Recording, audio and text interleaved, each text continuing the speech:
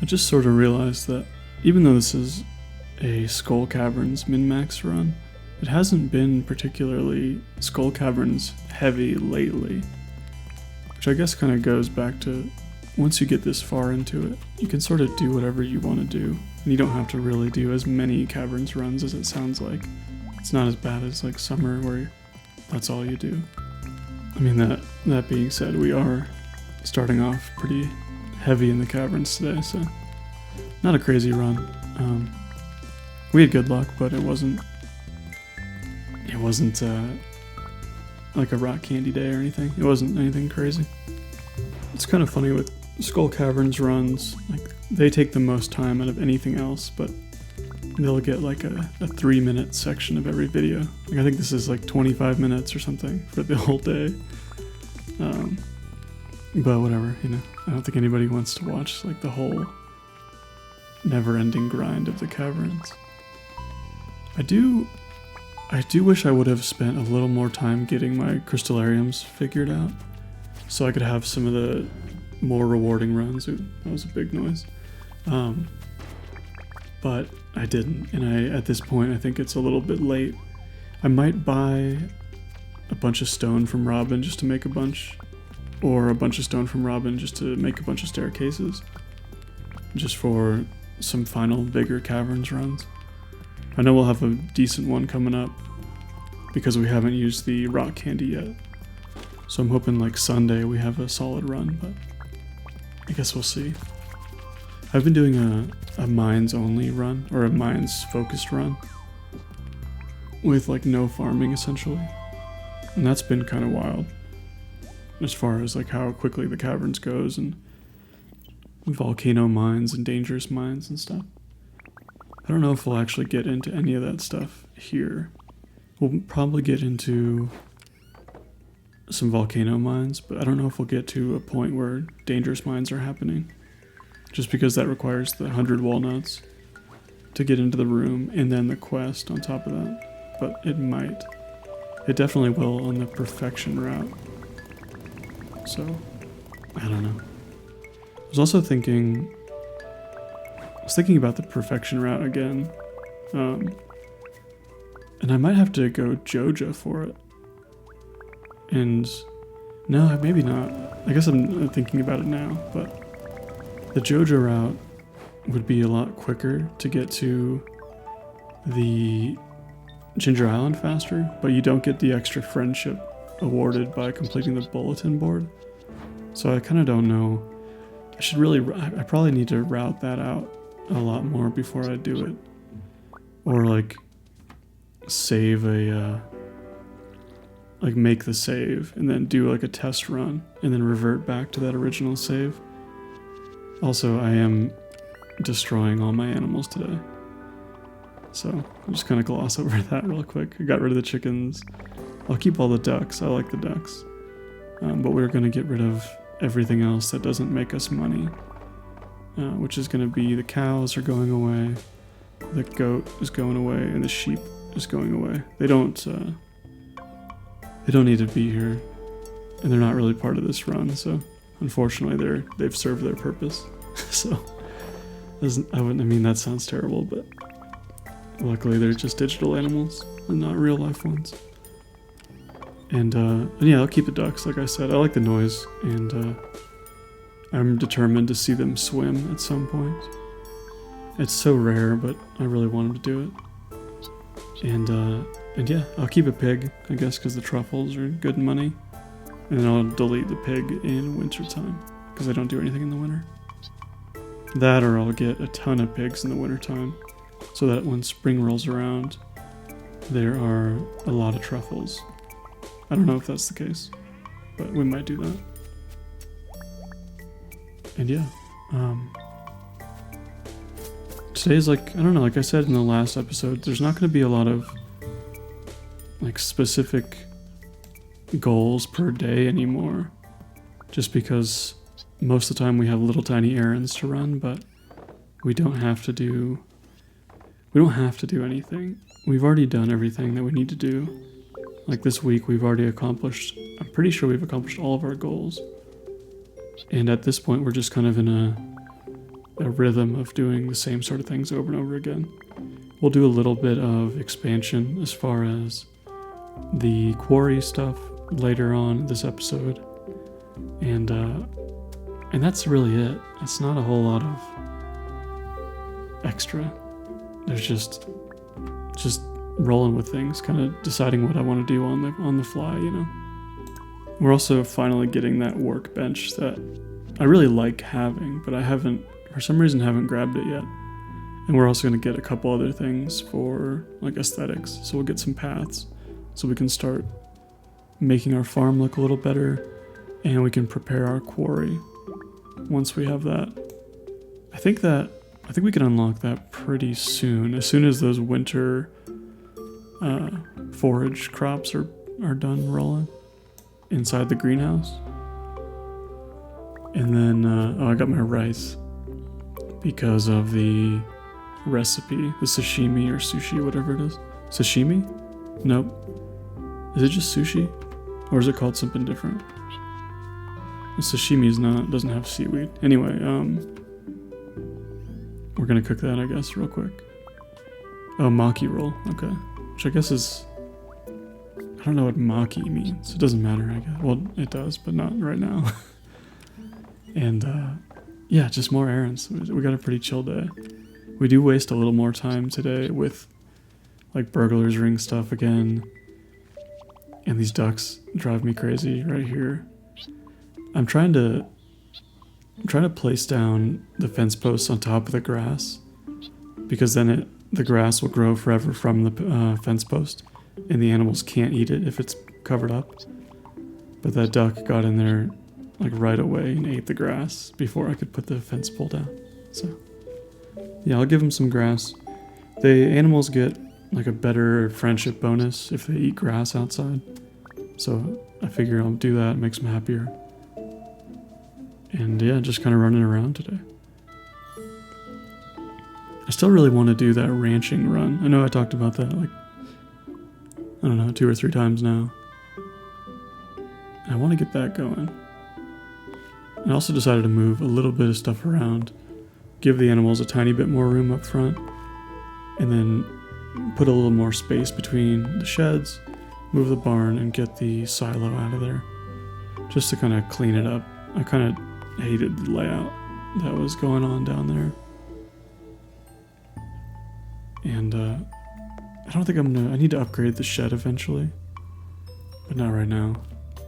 I also want to make sure I can see that pond, because if the ducks are swimming, I want to be able to see it. That's one of my, so there's a botanic gardens right near my house, and we go there just about every day. And it's one of my favorite things there is they have ducks inside and outside, because they have like a tropical area with a bunch of ducks, and then outside they have just, you know, like free roaming ducks. And it's kind of nice. They even have like a little ramp they built for the ducks to get out of the pond easier. So, I don't know. It's kind of nice to see that. And yeah, here I am just going for dust sprites and bones. I don't know. I can't shake it. I keep doing this. I think I just end up with like 3 or 4 hours to kill. And I don't want to just go to bed, because that's kind of the worst thing you could possibly do. And so the only options are like socialization or socializing with people. No, I think socialization is something different. Yeah, either like socializing or hitting the mines. So I usually go mines if that's an option. And yeah, that's what I did. It was not fruitful. I did not get very many bones.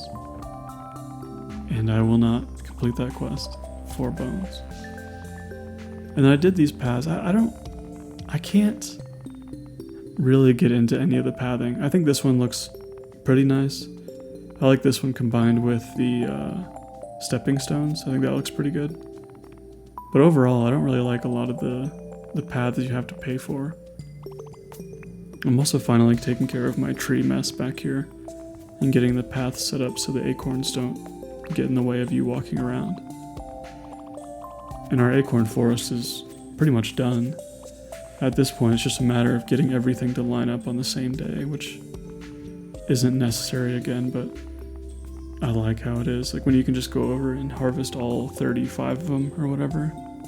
and be done with it for a couple days. Because right now I think I have to check like every day to see if some more are ready. But yeah, so that was, I mean, that's the first of a couple errand days I think we have going on this episode. I sold some more stuff, nothing substantial, just kind of random junk here and there, just to clear inventory space, I guess. I don't even really know why I sold that stuff right now. I kind of like to do it in one like big chunk so you get to see how much you get all in one go. And I think we'll do probably a community center run today. I don't actually know what we're getting into. But yeah, probably trying to finish off that forage bundle as soon as we can. But I don't think the winter stuff is ready. It could be, but if it is, we'll go drop it off and get the quarry rolling. Dang, I like this song. This is like that wizard song. And oh yeah, and we got, okay, so that was like super good luck because we only had the 3 winter seeds and we got the 2 exact items we needed, which is really nice. It saves us like a week of waiting. So yeah, we'll get the quarry going tomorrow, it looks like. And there's my controller. It's been like dying a lot and disconnecting for some reason, so that happens here and there. I also had ancient seeds in the cart, which is crazy. I feel like that's pretty uncommon, so I just bought them, because why not?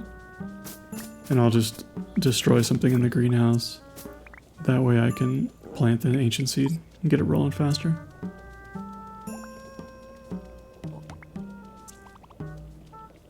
And yeah, so I finally have, I think I lost 3 pumpkins because I didn't have a scarecrow. So if you don't know, the way the scarecrows work is it counts like all your crops, and that's how it determines how many scarecrows to spawn. And so in this case, I get the max number of scarecrows, which I think is 4 or 5. And since that's the only area that's not protected, they're all going to attack that area, potentially. So you can lose a lot of crops really fast. And it also counts, like foraging seeds are counted towards how many crows you get, but crows can't eat forage seeds. So when I did my all foraging run, it was counting all of my forageables as crops to spawn crows based on or whatever, and then it would just attack my mixed seeds even though I had all kinds of other stuff. Like that's why I was losing my mixed seeds so often in that run. Not that it matters, I guess, but that's how that worked. And yeah, so we got our quarry. Ideally, we would probably fill this greenhouse with those winter seeds to get our foraging level up. I don't think I do that. I don't think I'm going to do that. And I forgot. Oh, that's really frustrating, but I forgot the maple syrup at home. I don't know. I don't think I go back and get it, but what are you going to do? And then I decided to go back for more bones. And just continue that grind. That fruitless grind. Because I need like 70 of them, and that would take so long. Because yeah, 1 bone per skeleton at best. Like it's just not worth it.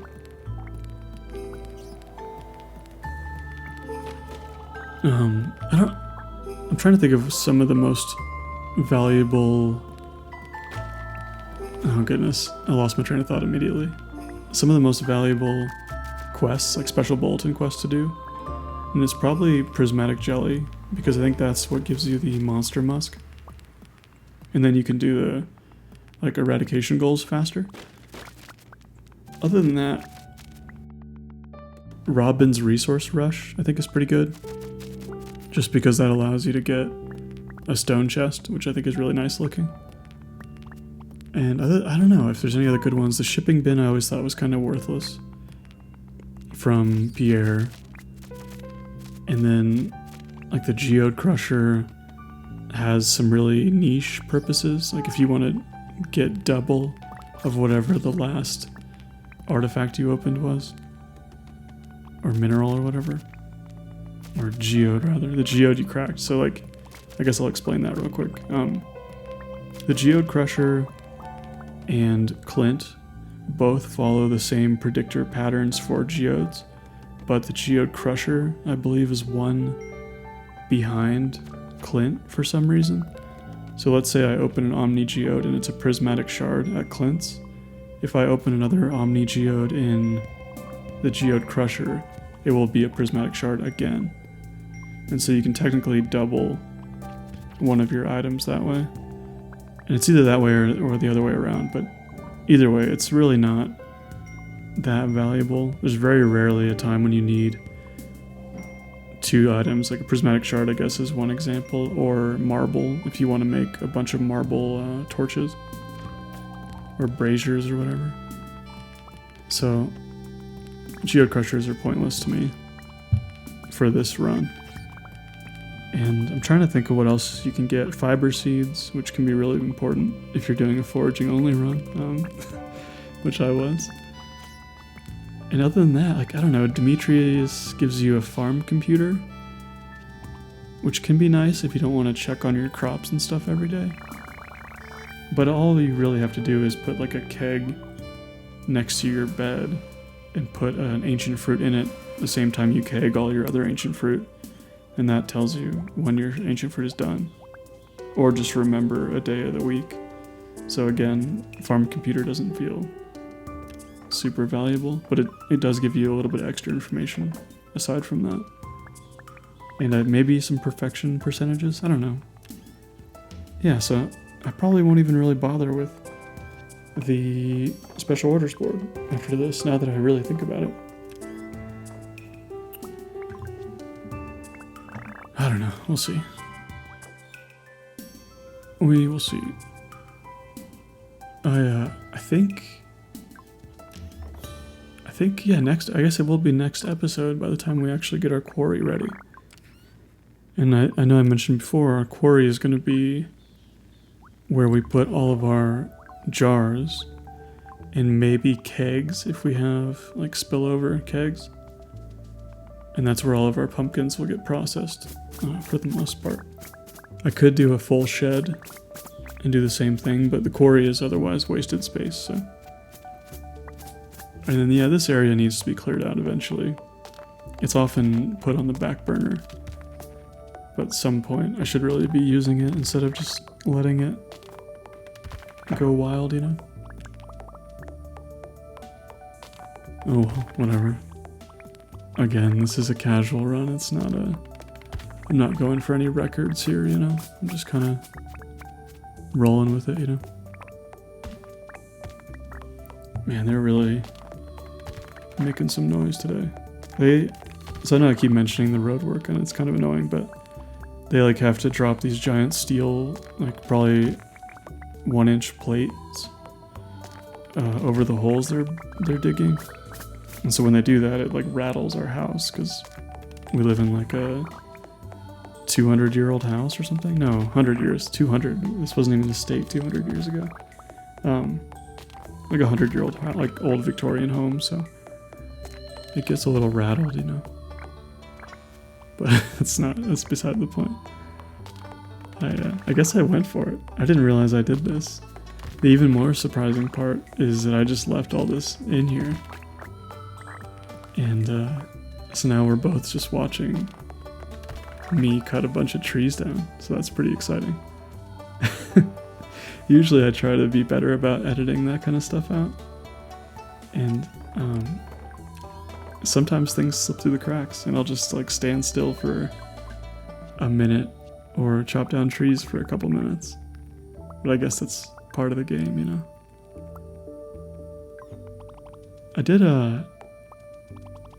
I have some hardwood going and I'm not sure why.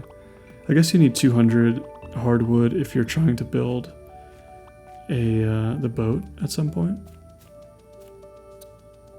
So that's what that's for. Also, like you'll notice I put those stepping stone paths right by the pomegranate tree and then quickly deleted them. If there's pathing around a fruit tree, it won't grow. So that could be a really big mistake you make if you're trying to grow something quick. And I really need that pomegranate tree to grow in the next like couple days just so I can get that bundle completed.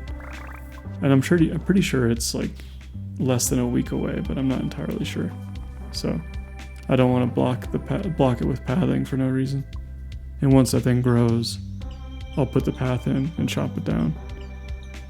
And yeah, so we got our bridge. So next episode we'll hit up the quarry and get our pumpkins starting. And that's pretty much it. See you later.